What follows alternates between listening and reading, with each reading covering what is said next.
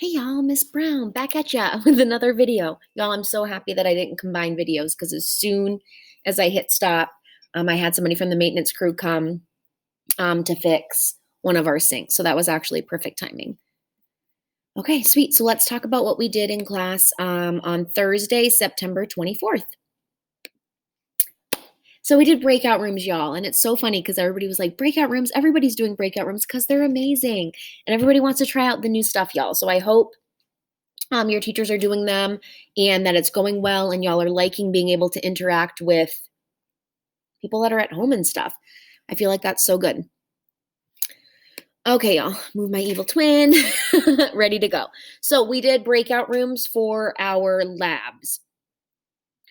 So we had this kind of station lab, so to speak. So you're going to go to pages 3, 4, 5, and 6 of your journal. So 3, 4, 5, and then 6 of your journal. And I put y'all in breakout rooms and you worked through it. But if you are watching this later, you obviously can't do breakout rooms. So just, do what you do. Just work on it by yourself. If you can FaceTime with somebody, ask somebody questions, and that's even better. Okay, sorry, y'all. I was so comfy before. Now I can't get comfortable again. Okay, so pages below are in your journal, pages 3, 4, 5, and 6. And I can see that people are on it, which is awesome. So instructions, the graphic below visually represents the subatomic particles. So we keep hearing that term, which is why I had y'all do a little kind of dissection of what that term meant. So you're going to study the graphics below and discuss the answers with people in your group. So here I'm noticing that electrons are at the top of the seesaw, and I'm noticing that protons are at the bottom. So the way that I think of this is like, this is me on the seesaw pushing it down, and then my daughter, my little like 40-pound daughter's on the other side, all up high. Why? Because electrons weigh less than protons. Remember, we learned from the last Chem Think activity that protons and neutrons have a mass of 1 atomic mass unit, or AMU. And y'all, we're going to try to use the word mass and not weight, because remember, weight takes into account gravity, whereas mass is the amount of matter in an object, and mass never ever changes. Second graphic, I'm noticing protons and neutrons are exactly the same, which tells me that they have the same mass, which is true because protons and neutrons have 1 atomic mass unit. And then over here, electrons, so light, 1,836 electrons. So y'all, I say about 2,000 because that's about 2,000 to me. So electrons, there are 2,000 electrons to 1 proton. So think of a bag of marbles with 2,000 marbles in it, and then 1 big ol' proton marble, and they weigh the same. So 2,000 electrons is the mass of 1 proton. So you're going to answer these 5 questions. What are the electrical charges of the 3 subatomic particles? So which ones are positive, which ones are negative, and which ones are neutral? Do my eyes, sorry y'all, try not to touch my eyes. So tell me protons, neutrons, electrons, what are the charges of each? Second question, how does the mass of a neutron compare to the mass of a proton? So you got to look up at this graphic, neutron, proton, how do those masses compare? Number 3, how does the mass of a proton compare to the mass of electron? So look, we have electron here and we have proton here. So how do those masses compare? And then number 4, how many electrons does it take to equal the mass of a neutron? So how many electrons does it take to equal the mass of a neutron? And y'all, this isn't neutron, this is proton, but you need to look up at the one before and think, well, if neutrons and protons equal, and if this is the number of electrons per protons, then what would be the number of electrons per neutron? And then in what area of the atom is the majority of the mass found? So you need to think about what 2 of the 3 particles weigh the most, and where are those 2 of the 3 particles located? Okay, unit 2. Y'all, every time. Itchy face, itchy eyes. So unit 2, explore still. So now we're on station 2. So this is our page 4 of our journal. So I'm going to take a look. What does P stand for? What does N stand for? And what are these little dots? So take a minute to think about that. I think P stands for protons, and I think N stands for neutrons, and I think these dots are electrons. So I'm noticing that protons and neutrons, P and N, are both in the nucleus because neutrons are in the nucleus and they connect to the protons. And then the electrons are located in the outside of the electron cloud. I'm also noticing that this first ring has 2 electrons This first light purple ring has 2 electrons. This ring has 2 electrons, and this ring has 2 electrons. So none of them have more than 2, which is because the first shell holds up to 2 electrons. So hydrogen's atomic number is 1. How many protons does hydrogen have? What? Because if its atomic number is 1, that's the number of protons, which is the identity of the atom. So if hydrogen only has 1 proton, that means that it also only has 1 electron, because the protons and the electrons are always equal in a typical neutral atom, a normal atom. So hydrogen has 1 proton and 1 electron. So hydrogen's drawing would have P, proton 1, and then it would only have 1 electron. Helium, atomic number 2, so it has 2 protons and 2 electrons. So helium would have 2. But then here's the thing. When you get above 2 electrons, if the first shell can only hold 2, if I have 5 electrons, 2 go in the first shell, what do I do with those other 3? Well, they go in the next shell. So this darker purple ring. This darker purple ring, the second shell can hold up to 8 electrons. So if I have 5, I put 2 in the first, which leaves how many for the second shell? 3. So I would put 2, and then I would put 3 in the next shell. And it can hold up to 8, y'all. So if the first shell holds 2, and the next shell holds 8, what's 8 plus 2? 10. So if you have more than 10 electrons, then you go into the third ring. So if y'all take a look at aluminum, aluminum has 2 here, plus 2, 4, 6, 8, because only 8 can fit in the second ring, so 2 plus 8 is 10. So aluminum has 13, because its atomic number is 13, so the other 3 go in the third shell. And I don't want to talk too much about it, so all you need to know is first shell holds 2, second shell can hold up to 8, and if there's anything left over, it goes in the third shell. So we have helium here, atomic number 2, aluminum, atomic number 13, carbon, atomic number 6, and what about sodium? What's sodium's atomic number? 11, because it has 11 protons, which means its atomic number is 11. Aluminum has 13 protons, so its atomic number is 13.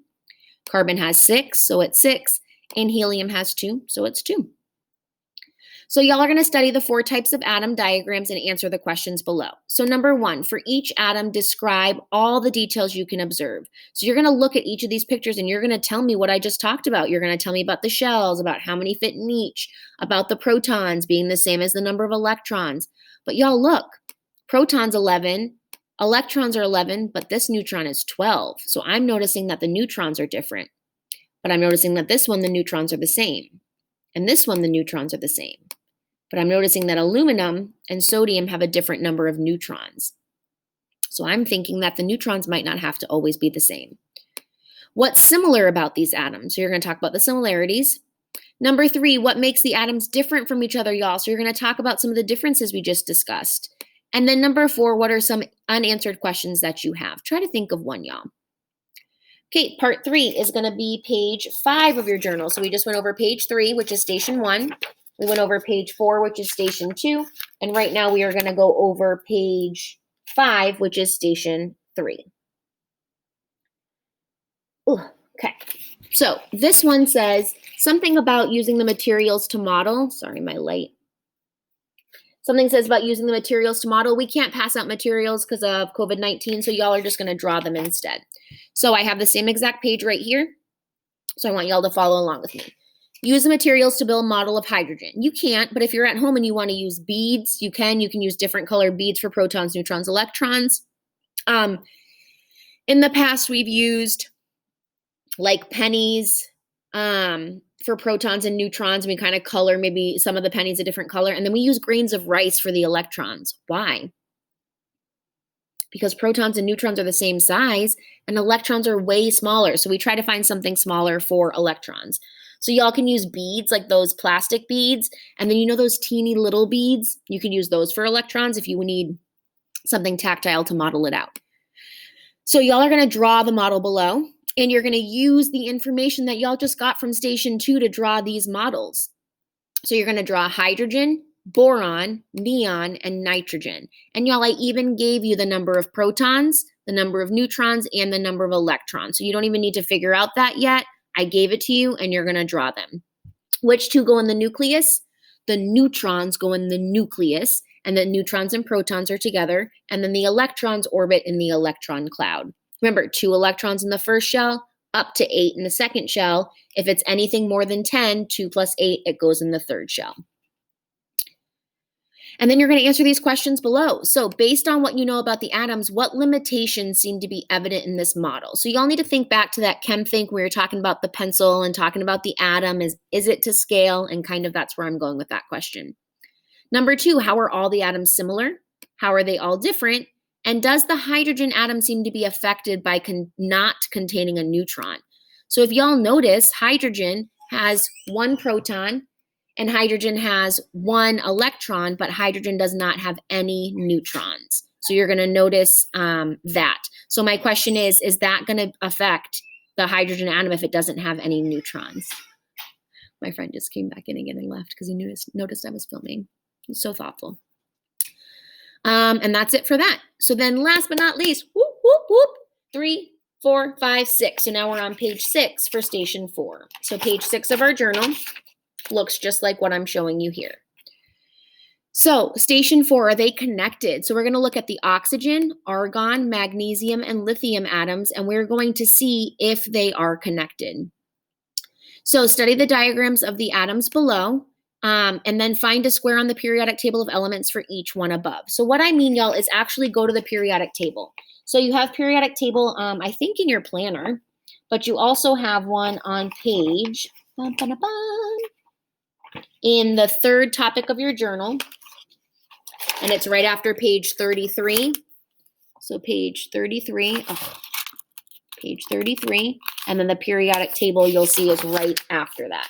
So y'all, take a look at this periodic table, and I even gave you guys some information right here. So this is an element square. So find oxygen, argon, magnesium, and lithium on the periodic table.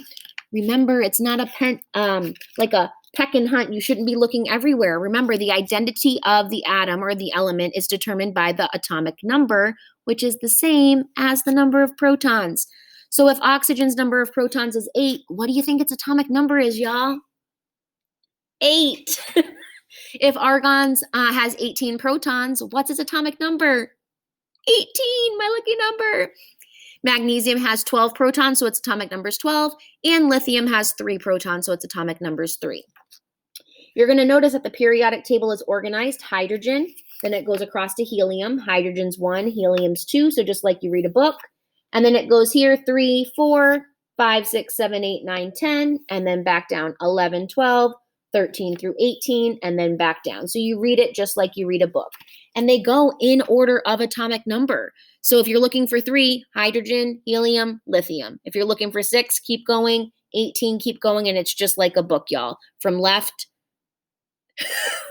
to right, top to bottom. Number 1, what type of information is given in each of the squares for the elements on the periodic table? So y'all are going to look after page 33 in your little trusty dusty journal, and you're going to look at this, and it tells you the atomic numbers up top, gives you the symbol, gives you the full name, and then gives you the atomic mass, which is the one that has the decimal number. Number 2, what kind of information is found on both the periodic table square for the element and also the model? So what I want you to do is look at the square with that information and then look at the model, and is there anything that's the same? So you got to think, atomic number tells you what? Also, what does the atom model tell you? Then number 3, do all atoms seem to have an equal number of subatomic particles? So what's a subatomic particle? The parts inside the atom, the protons, the neutrons, electrons. So y'all, we know protons and electrons are always the same in a typical normal neutral atom. But are the number of neutrons always the same? Sometimes, but sometimes not. So you need to kind of think about that when you're answering this question. Then number 4, could you determine the number of neutrons of an atom by only looking at the periodic table? So y'all need to see, is there some kind of a trend? I see oxygen has atomic number 8 protons. So that means that oxygen is atomic number 8, and oxygen's mass is close to 16. So do I need to do something with that mass number and that atomic number to kind of maybe figure out neutrons? I don't know. And then number 5, could you draw a model of an atom from the information on the periodic table? So if you just had the element square, if you just had this little square with these numbers, could you then draw one of these atomic number models? I don't know. Think about it. And then y'all, that's it. And then I did have something in addition for homework, but I took it off because we had picture day today on Thursday. So I wanted to make sure that I didn't overwhelm y'all with a ton of work. So I'm not even going to hit next because you didn't need to do that. So I think that's it, y'all. This was Thursday, September 23rd, and we did the discussion breakout rooms, and we worked on pages 3, 4, 5, and 6. So y'all don't forget, take pictures of them, add it to your never-ending slideshow, and then I check it once or twice a week because I have them all in that Google Doc. So I love each and every one of you. You fill my buckets every day, overflowing. Bye, y'all. Have a good night.